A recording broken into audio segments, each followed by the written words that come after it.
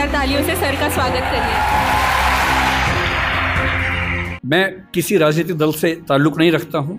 मुझे ना सरकार का समर्थक माना जाए ना विरोधी माना जाए, क्योंकि मैं सच में दूरी बना के रखता हूं, बहुत दूर बना के रखता हूं।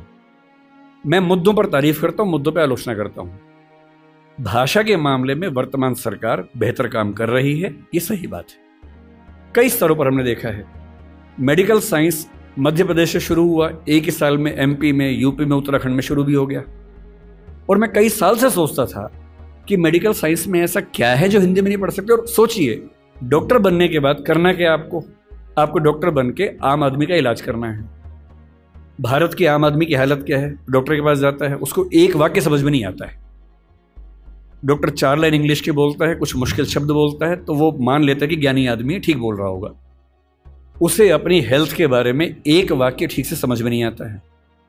किसी विकसित देश में चले जाइए, डॉक्टर की जिम्मेदारी होती है कि जब तक मरीज सारी बातों को ठीक से न समझ ले तब तक इलाज शुरू नहीं कर सकता है। हमारे देश में भाषा का अंतर ऐसा है कि मरीज अपनी बीमारी को ठीक से कभी समझ ही नहीं पाता है। ऑपरेशन तक की सहमति ले लेते हैं अंग्रेजी बोल के। वो समझ नहीं पा रहा होता, हाँ तो हो गया, साइन कर, हाँ साइन कर दिया। उसमें क्या लिखा हुआ है कि तुम्हारा ऑपरेशन करेंगे, तुम मर भी सकते हो, मर गए तो तुम्हारी जिम्मेदारी है। कुछ पता ही नहीं उस बेचारे को। क्यों भारत का हर डॉक्टर, तमिलनाडु का डॉक्टर तमिल में क्यों ना बात करे पेशेंट के साथ? कर्नाटक का डॉक्टर कन्नड़ में बात करे, हिंदी का डॉक्टर हिंदी में बात करे। और अंग्रेजी मातृभाषा वाले जो 2,70,000 लोग हैं, उनके लिए कुछ डॉक्टर इंग्लिश वाले रख लीजिए। डॉक्टर की भाषा तो समाज की भाषा होनी चाहिए। यही कानून के साथ है। हमारी जुडिशरी इतना जबरदस्त जुडिशियल फ्रीडम, जुडिशियल इंडिपेंडेंस, संविधान का मूल ढांचा है, सब बातें बढ़िया हैं। पर जिस देश की आबादी में 2,70,000 लोग अंग्रेजी मातृभाषा वाले हों, उस देश का सुप्रीम कोर्ट सारे निर्णय अंग्रेजी में ही देगा, ये कहाँ का लोकतंत्र है? यहाँ आपका जो जुडिशियल इंडिपेंडेंस है या जुडिशियल रिस्पॉन्सिबिलिटी है, वो कहाँ से ली जाती है उस समय? आपके सुप्रीम कोर्ट में मधु लिमये नाम के व्यक्ति जिद करते हैं कि मैं हिंदी में अपनी बात रखूंगा।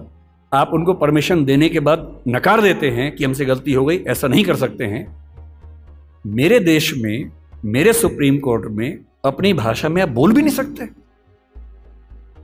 आप 28 राज्यों में से केवल 4 राज्यों में हिंदी में हाई कोर्ट में बात करने की परमिशन देते हैं। पर लोकतंत्र का मतलब क्या होता है? कुछ गिने चुने एलिट्स के हिसाब से जनता अपनी भाषा बदलेगी या जनता की भाषा से प्रशासक भाषा बदलेंगे अपनी? अगर लोकतंत्र है तो लोकतंत्र में जनता की भाषा ही केंद्र में होनी चाहिए। कोई और भाषा केंद्र में कैसे हो सकती है? पर हम लोग इतने आदी हो चुके हैं, हम स्लेव मेंटालिटी के इतने अभ्यस्त हो चुके हैं कि हम ये प्रश्न कभी नहीं करते। हमारे सुप्रीम कोर्ट के चीफ जस्टिस या कोई जज हिंदी में क्यों नहीं बात कर पाते? और नहीं कर पाते, मैं फिर बार बार कह रहा हूं, मामला सिर्फ हिंदी का नहीं। मेरी इच्छा है कि सुप्रीम कोर्ट के बहुत सारे जजेस में कुछ को तमिल ठीक से आती हो, कुछ को तेलुगु अच्छे से आती हो, कुछ को मराठी आती हो, कईयों को हिंदी आती हो।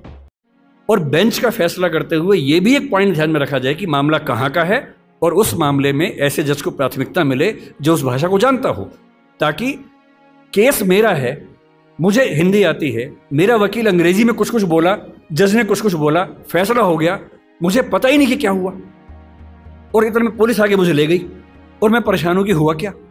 मेरे मामले के किसी प्रसंग में मेरी भूमिका ही नहीं है, क्योंकि सारी प्रक्रिया 2 ऐसे व्यक्तियों के बीच में चल रही है जिनके पास एक भाषा है जो मेरी भाषा नहीं है, जबकि मामला मेरा है। और कहने को लोकतंत्र है।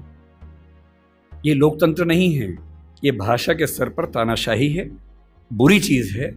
और मैं जब भी ये बात कहता हूं, बार बार कहता हूं, ज्ञान की भाषा के तौर पर अंग्रेजी का सम्मान करना जरूरी है, क्योंकि रिसर्च आप उसके बिना नहीं कर पाएंगे।